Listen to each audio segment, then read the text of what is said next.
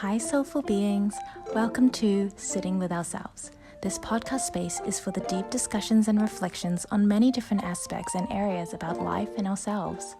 From psychology, mental health and well-being, to philosophy, life theories and concepts, and topics related to our society and beyond our world on Earth, we'll have conscious conversations with thought-provoking perspectives.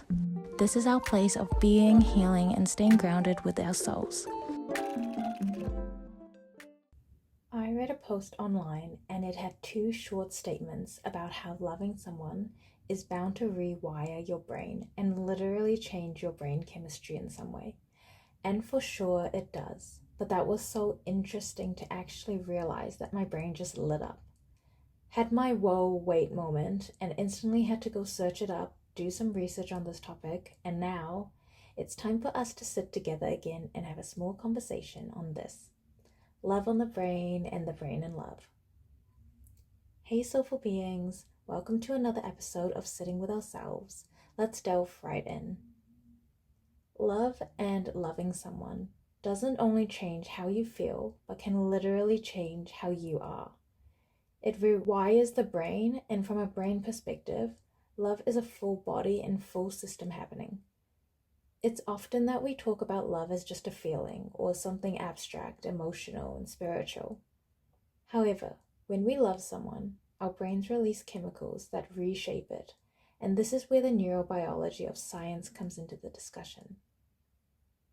These chemicals affect how we experience pleasure, respond to threat, regulate emotions, and even how we might define ourselves. Love doesn't just sit in the heart, but rearranges things with movement in the nervous system, which is our body's command center for coordinating activities through transmitting signals between different areas of our body's functioning. Let's start with dopamine, the brain's motivation and reward chemical. It's released when we anticipate pleasure, not only when we experience it. So when we love someone, dopamine spikes when we see them, think about them, hear from them, or imagine future plans with them. In the brain, it begins linking this person as someone deeply rewarding.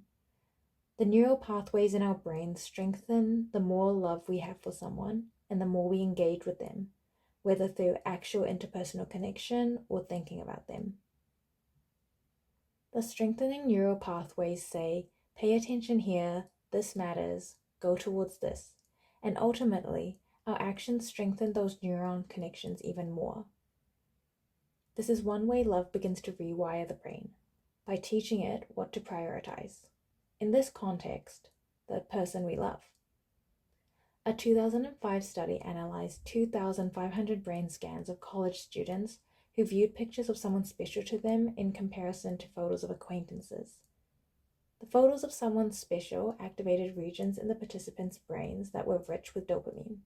Two of the brain regions that showed activity were the caudate nucleus, associated with reward detection and expectation, and the ventral tegmental area, associated with pleasure, focused attention, and motivation towards rewards. Serotonin is another chemical that plays into the brain on love. It helps regulate mood and helps promote feelings of well-being, often called the body's natural feel-good chemical. At normal levels, it makes us feel more focused, emotionally stable, happier, and calmer. When it drops, your mind can become more fixated and from a neuroscience perspective, sometimes see resemblance of obsessive thinking patterns because of this narrowed focus by the brain, not necessarily from the love being unhealthy. Romantically, when we fall in love, chemicals associated with the reward circuit of our brain produce a variety of physical and emotional responses. Levels of cortisol, the stress hormone, also increase during initial stages of romantic love, and as these levels rise, serotonin can decrease. When this depletes, this is where the preoccupying thoughts, hopes, and terrors can come in during the early love stage, alongside behaviors associated with infatuation. The brain temporarily begins to believe that this person is central right now and everything else can wait. Next to touch on is oxytocin, often called the bonding or love hormone. This is released during physical touch like hugs, eye contact, emotional vulnerability. A 2015 study found mutual gazing had an effect on both dogs and their owners, whereby oxytocin levels increased in both. This chemical messenger is also about safety and helps quiet the amygdala from heightened emotional responses such as fear and anxiety. Fear is an emotion that can be reshaped by love. The presence of a loved one can reduce activity in the brain's threat circuits and lower stress hormones like cortisol in feeling securely connected. Love teaches the brain that we have support, loved people who are there for you, and it reminds us that we're not alone. We have others who we care about and care about us. Love doesn't automatically heal any fear, but healthy relationships can increase resilience and improve emotional regulation. The amygdala region of the brain with the effects of oxytocin tell the nervous system that it's safe to be. That's also why being close to someone we love can literally calm us down, or why hugging them can reduce stress and even pain. Over time, the brain can learn that connection relates to regulation, and love starts to become something our nervous system relies on. That's really brain altering in such a human way. However, it's also something to note that if love is unsafe, inconsistent, or unpredictable, in simple, unhealthy love, then the brain may become more vigilant, alert, and cautious, not less so. This brings us to another part of love that can change us and our brains. That's attachment styles. Love activates attachment patterns, and they can also heal them in the sense that they can rewire insecure attachment styles into a secure attachment style. But also know that this can be vice versa, where secure attachment styles can become insecure too. When we love someone, we're not starting from a blank slate. We have attachment styles developed since childhood, and loving someone activates these attachment styles, not only in romantic relationships, but even in platonic relationships. Our attachment circuitry involves how we learned safety as a child, how closeness felt, and how rupture and repair were handled.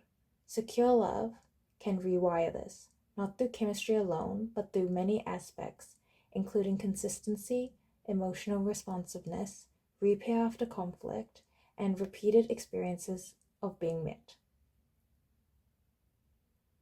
The new experiences in love that are healthy and secure can reshape and alter how we are in love and how our brains respond in love. Through these new experiences, we are reinforced and shown different responses and behaviors consistently that show our brain and let it know that love can be secure and safe, even if we had been shown this in childhood and had an insecure attachment style. This can be changed through healthy love, and this love heals the brain through pattern safety, time, and effort. Love can reshape our identity. Neuroscience shows that brain regions involved in how we experience self overlaps with how we represent a romantic partner. The brain can start to blur the line between me and you, and this is where we can get that sense of we in a romantic relationship. Because when you're together, your goals may shift, priorities are reorganized, and sense of meaning expands beyond the individual self with your partner. This is also why heartbreak can feel like losing a part of yourself. When the brain changes, it also affects our behaviors and actions. A 2020 review in Social Neuroscience showed that face-to-face interaction and eye contact between mothers and their infants increased gray matter volume in mothers' brains as a way to promote positive relationships for bonding. Our brain is literally changing in ways that encourage certain behaviors in relationships and increase more of it, providing the feelings of connectedness all humans need.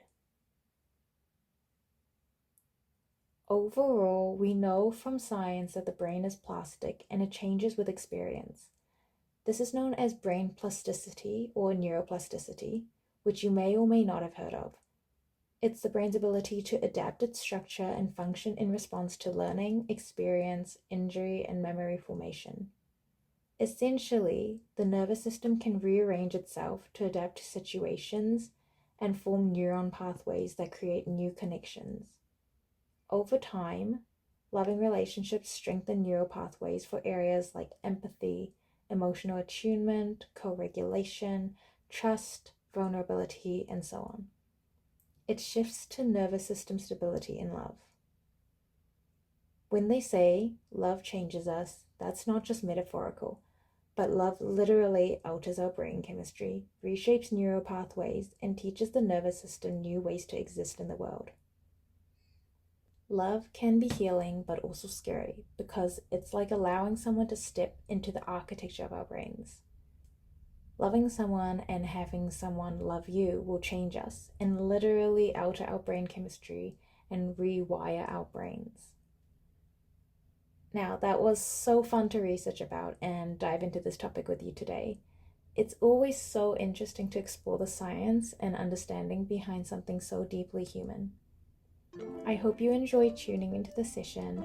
Thank you so much for joining me here in this space.